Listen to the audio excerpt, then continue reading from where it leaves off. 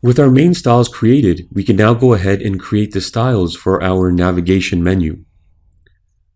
The navigation links will be contained within an unordered list, and for this reason, we'll start by creating a rule for our UL elements. I'll just create a comment to separate our main styles from the navigation bar. And this is our first style here. So for the UL elements, we've set the list style type to none, and this will make sure that there's no bullets or numbering next to each item in the list. The margin padding is set to 0, and the background color is set to black. Next, we'll create a list rule and give it a float definition of left. This will make sure that all the links appear in one row next to one another.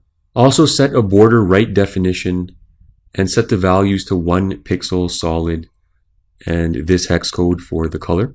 We'll need to create a rule for the last element in the list, which is the contact link.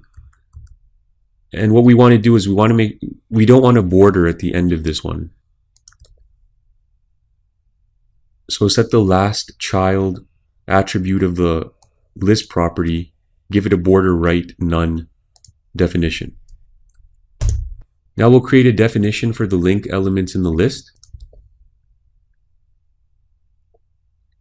So for any A attribute contained within a list element, we've set the display to block, color to white, text alignment to center. We've added a bit of padding around the text, and no text decoration. We'll need to create a rule for the mouse over effect that you see here. And so this is how it's done. Just create a background color definition and set it to this hex code, and that's what's going to give this effect here. Lastly, we'll create a rule to set the background color of the first link to blue.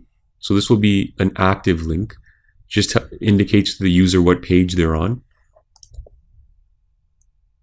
And so it's an active class with the background color set to this hex code.